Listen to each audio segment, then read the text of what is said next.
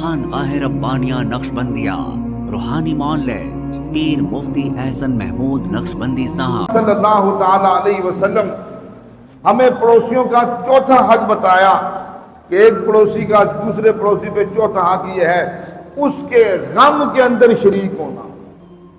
اب انسان ہے، اللہ نے ہمیں دنیا کے اندر دونوں حال کے اندر رکھا ہوا ہے، خوشی بھی آتی ہے، غم بھی آتا ہے، امیری بھی آتی ہے، غریبی بھی آتی ہے، صحت بھی ہوتی ہے، بیماری بھی ہوتی ہے، سارے معاملے ہمارے ساتھ یہ دنیا کے اندر چل رہے ہیں۔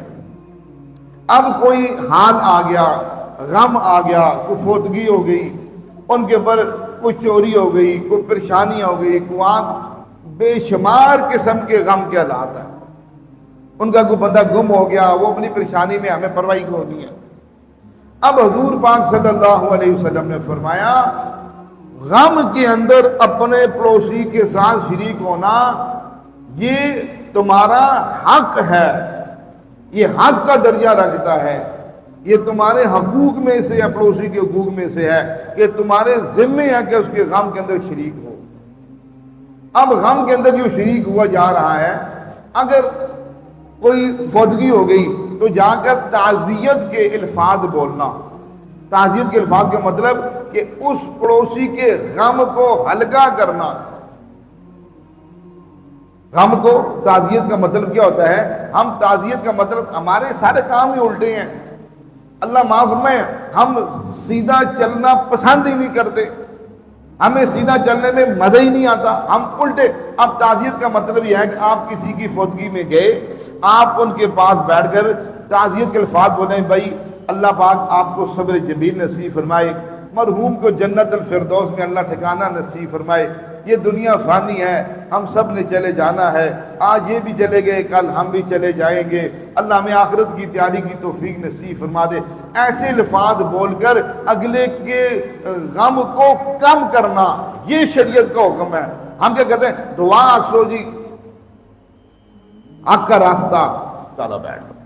دوسرا اگر دعا اکسو جی، وہ جو جس کی یہاں فوتگی تھی وہ ہاتھ اٹھا کے اس کے ہاتھ ہی تھک جاتے ہیں۔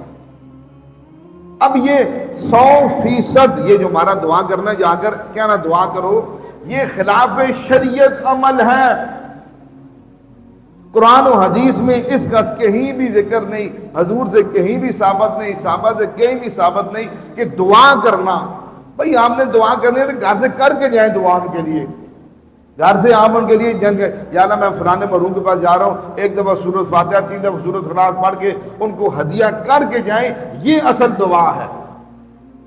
یہ حضور پاک صلی اللہ علیہ وسلم فرمایا یہ دعا اللہ کے ہاں زیادہ اس لیے قبول ہوگی کہ غیب کی دعا غیب کے لیے جلدی قبول ہوتی ہے، یہ دعا آپ کی قابل قبول ہوگی۔ یہ کون سی دعا ہے؟ دعا چلو، یہ رواج ہے، اور ایسا یہ ناپاک رواج ہمارے معاشرے میں داخل ہو گیا، ہم اس کو چھوڑنے کے لیے تیار نہیں ہیں۔ جب تک دعا نہ ہو وہ جانے والے ساتھ میری تعزیت مکمل نہیں ہوئی۔ 100% شریعت کے خلاف تعزیت کرتے ہیں ہم جا کر، کوئی لفظ منہ سے نہیں بولتے ان کے پاس جا کر، ان کا غم کا ہلکا کرنے کے لیے کوئی لفظ نہیں بولتے، بس دعا جو بیٹھے رہتے ہیں، پھر دعائیں خیر رکھو کہہ کر چل کے واپس آ جاتے ہیں۔ تو پڑوسی کا جو چوتھا حق ہے تعزیت کرنا، تعزیت کا مطلب اس کے غم کو ہلکا کرنا، اس کو مصیبت میں مبتلا نہ کرنا، اس کو پریشانی میں مبتلا نہ کرنا، یہ اس کا حق ہے۔ اس لیے ہم اس بات کی نیت کریں کہ ہم اپنے آپ کو شریعت کا پابند بنا کے چلیں گے، معاشروں کا پابند نہ بنائیں۔ معاشروں میں بے دینی ہے، معاشروں کے اندر رسم و رواج ہے، معاشروں میں بدعات و خرافات ہیں، ان کے پیچھے نہ چلیں، پاک پیغمبر صلی اللہ علیہ وسلم کی پاکیزہ زندگی کے اندر چلیں۔ ہمارے ہاں جادو، جنات، بندش اور نظر بد کا شافی علاج قرآن و سنت کی روشنی میں کیا جاتا ہے۔